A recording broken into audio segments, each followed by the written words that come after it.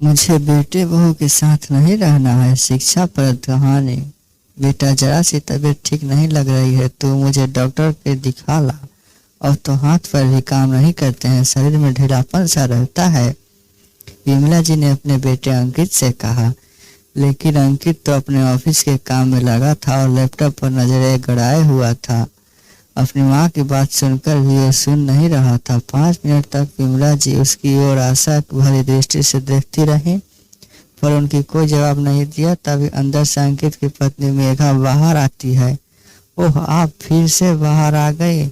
आप अपने कमरे में अच्छे से बैठ नहीं सकती हैं क्या? बार बार आकर इन्हें परेशान करना जरूरी है क्या? यूं तो कहेंगे कि हाथ पैर में दर्द है और यूं दिन भर घर में घूमती रहेंगी।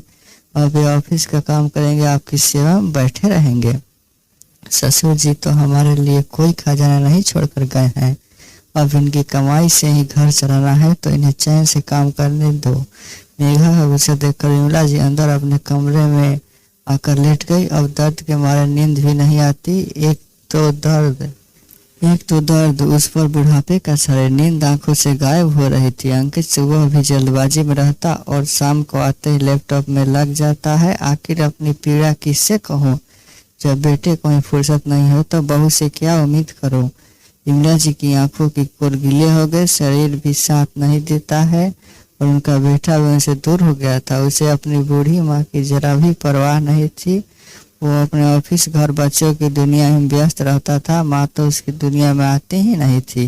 अगली सुबह विमला जी बिस्तर से नहीं उठी, दर्द से कराहती रही। सुबह के 10 बज गए, पर किसी ने चाय पानी नहीं पूछा। आज तो रविवार था, सभी देर तक सोते हैं, पर 8 बजे तक तो उठ ही जाते हैं।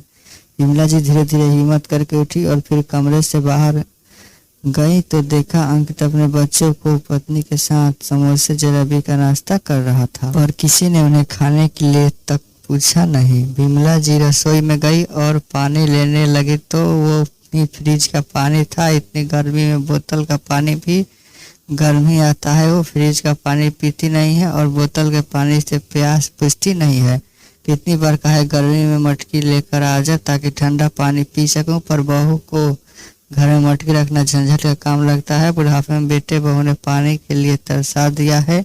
एक बार उन्होंने टोक दिया तो मेघा बोली, मम्मी जी हमारे साथ रहना है तो अपने नखरे छोड़ दीजिए। आजकल सब फ्रिज का पानी ही पीते हैं, फिर मटकी रखो तो पूरे रसोई की सन खराब हो जाएगी। और पानी ही तो पीना है, वो चाहे मटका का पिए या बोतल का, क्या फर्क पड़ता है। पानी लेकर बाहर आ गई और फिर से अंकित से बोली, अंकित मुझे डॉक्टर के दिखा दे, तबीयत सही लग रही है। ये सुनते ही अंकित भड़क गया और गुस्से से चिल्लाने लगा, ये क्या एक ही रट लगा रखी है? आखिर बुढ़ेपा का शरीर है, ये छोटे बड़े दर्द तो लगे ही रहते हैं। अब इसका मतलब ये थोड़ी है कि मैं आपको डॉक्टर के यहाँ ही ले जाता फिरूंगा। और डॉक्टर की फीस भी इतनी महंगी है, देखने से पहले तो 100 तरह के टेस्ट लिख देगा, वो कराओ, फिर दुनिया भर की दवाई लिख देगा। अब थोड़ा सहन करना भी सीखो, घर का खाना खा रही हो और क्या चाहिए। विमला जी इतना गुस्सा देखकर सहम गई, फिर बोले, ठीक है बहू, मुझे बादाम और खसखस का दूध बना दे, थोड़ी शरीर में ताकत आएगी तो चल फिर लूंगी। मेघा ने अजीब सा मुंह बनाया, ये लो, हम तो कभी एक बादाम ही मुंह में नहीं रखते हैं। बादाम कितनी महंगी आती है, अब इस महंगाई में बच्चों को पढ़ाए या सारे पैसे आपके दूध और बादाम पर खर्च कर दें। आपकी तो उम्र निकल गई, पर हमें तो अपनी जिंदगी जीनी है और बच्चों का भी करियर बनाना है। ठीक है बहू, तो कुछ खाने को दे दे, सुबह से कुछ खाने को दे दे। सुबह से कुछ खाया नहीं। मेघा अंदर रसोई में गई और रात की बची रोटी और साथ में अचार लाकर दे दिया। विमला जी चुपचाप कमरे में आ गई और उसके छोटे छोटे टुकड़े करके उन्हें धीरे धीरे खाने लगी। खाते वक्त उनकी आंखें भर आई, क्यों कि उन्होंने कभी इस तरह का खाना नहीं खाया था। उनके पति की ठीक ठीक कमाई थी, वो कपड़े और गहने से ज़्यादा खाने पीने पर खर्च करती थी। उनका मानना था कि अच्छा खाएंगे तो शरीर चलेगा। गहने कपड़े तो रखे रहते हैं, पर शरीर तो हमेशा ही साथ चलता है। हमें सदैव अच्छा खाना खाना चाहिए। विमला जी हमेशा रस की सब्जी में रोटियों को चूरकर खाती थी, इनसे उनका पेट अच्छे से भरता था। वो अपने पति और 2 बच्चों के साथ आराम का जीवन जी रही थी। उनकी बड़ी बड़ी बेटी रीवा की शादी पास के ही शहर में की थी, पर उसके पति की नौकरी विदेश में लग गई तो वो वो वहां पर चली गई। बेटी की शादी के बाद बेटे की शादी की। मेघा यूं तो देखने में सही लगती थी, पर उसका व्यवहार इतना बुरा होगा वो ये सोच भी नहीं सकती थी। मेघा जब भी बोलती कड़वा ही बोलती थी। वो सबके सिर पर सवार रहती थी और अपने ससुर जी को भी जवाब दे दिया करती थी। ससुर जी को अचानक लिवर का अटैक आया और वो दुनिया से चले गए। अपने पिता की मृत्यु पर रीवा विदेश से आई थी और माँ को साथ चलने को कहा था, पर विमला जी ने मना कर दिया कि जब मेरे बेटे बहू हैं तो मैं बेटी के घर नहीं जाऊंगी, अब तो इन्हीं के साथ रहूंगी। विमला जी ने सोचा था कि अपने ससुर जी को खोने के बाद मेघा में कोई बदलाव आएंगे, पर वो तो और भी ज्यादा कड़वी हो गई। बेटे ने विधवा बूढ़ी माँ का दर्द नहीं समझा और बहू के बहकावे में आकर उन पर भी मानसिक अत्याचार करने लगा।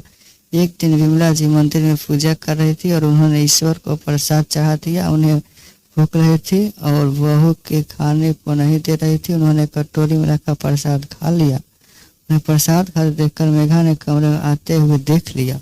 ये देखते ही वो फिर से गुस्सा हो गई। मम्मी जी, आपको शर्म आनी चाहिए, आप तो प्रसाद ही चोरी करके खा रही हैं, तो और भी ना जाने क्या क्या खाती होंगी। मुझे तो पता ही नहीं था, मैं तो आपको रसोई में ऐसे ही जाने देती थी, पर आज के बाद आप मेरी रसोई में कदम नहीं रखोगी और ना ही भगवान के मंदिर में प्रसाद चढ़ाओगी। इतना अपमानित होने के बाद आज विमला जी फूट फूट कर रोई। उनसे आजकल भूख सहन नहीं होती थी, हर थोड़ी देर में भूख लगती थी। जब बहू ने देर तक खाने को नहीं दिया तो उन्होंने प्रसाद खा लिया।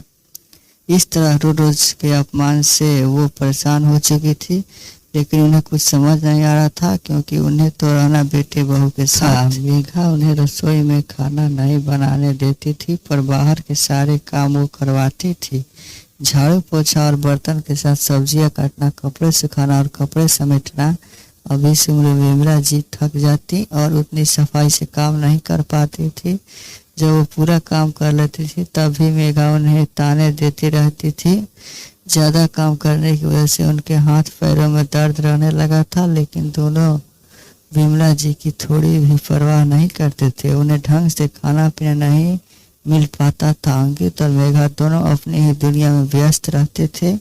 घर में विमला जी के होने ना होने से उन्हें कुछ फर्क नहीं पड़ता है।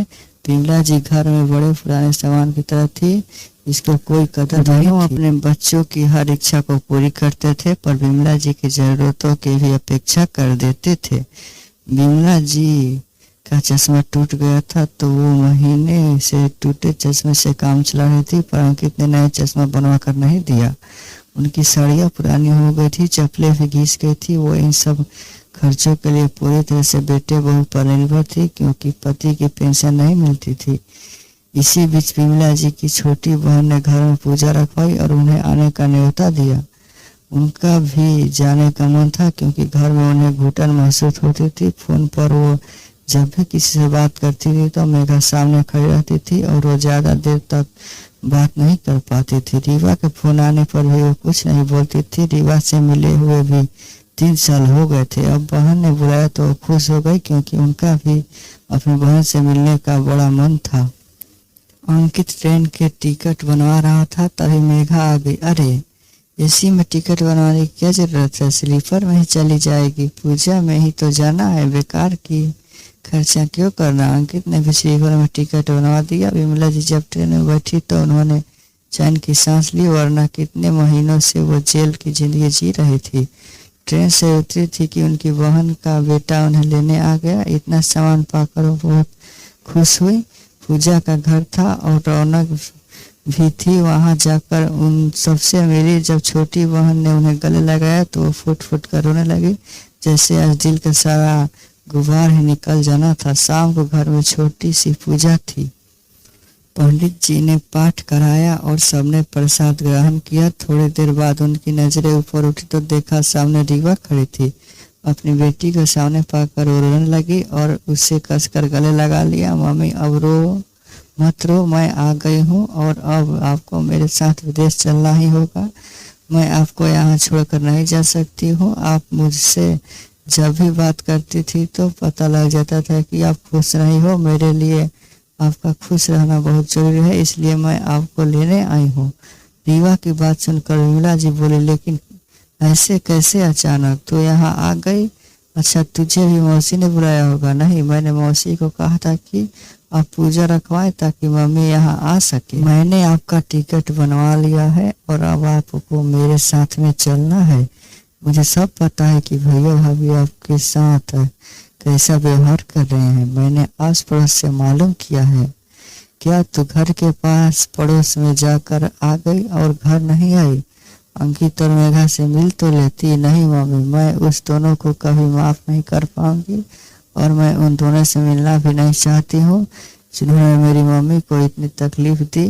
मैं उनका चेहरा भी देखना नहीं चाहती हूँ। तभी विमला जी ने पूछा, तू मुझे घर से भी लेकर जा सकती थी, यहाँ मौसी के यहाँ बुलाने की क्या जरूरत थी? मम्मी, यहाँ मौसी की समाज में अच्छी जान पहचान है और इनके सेठ जी का बेटा वकील है। मैंने उनसे सारी बात कर ली है। भले ही पापा कुछ नहीं छोड़कर गए हो, पर वो ये मकान तो छोड़कर गए हैं जहाँ पर आप रह रहे हो, और ये घर तो आपके नाम पर ही है। आप घर के मालकिन हो, फिर भी आपके साथ गलत व्यवहार हो रहा है। हाँ, अब मुझे बेटे बहू के साथ नहीं रहना है। मैं उनके अत्याचार और उपेक्षा अब नहीं सह सकती हूँ, लेकिन मैं क्या कर सकती हूँ? विमला जी ने बोला, आप उन्हें घर खाली करने का नोटिस भेज सकती हैं, तभी दोनों की अक्ल ठिकाने आएगी। रीवा ने बोला। विमला जी ने नोटिस पर साइन कर दिए और उन्हें घर खाली करने का नोटिस भेज दिया। नोटिस पाकर अंकित और मेघा के पैरों से जमीन सरक गई। ये देखो, तुम्हारी मम्मी पूजा में अपना भला करने गई है, चाहे बेटे बहू सड़क पर ही क्यों ना आ जाए। अब हम सामान और बच्चे को लेकर कहाँ जाएंगे? अच्छे भले हम यहाँ पर रह रहे थे। मेघा बरस पड़ी। अपनी मम्मी का ये रूप देखकर अंकित को हैरानी हुई और पछतावा भी। मम्मी ने कुछ गलत नहीं किया, हम ही उनके साथ गलत व्यवहार कर रहे थे। जब हमने गलत कर्म किए तो हमें अच्छे की उम्मीद कैसे कर सकते हैं? मेघा, हमें ये घर खाली करना है। जब हमने मम्मी की जिम्मेदारी ढंग से नहीं निभाई तो हमारा उनकी जायदाद पर भी कोई हक नहीं बनता है।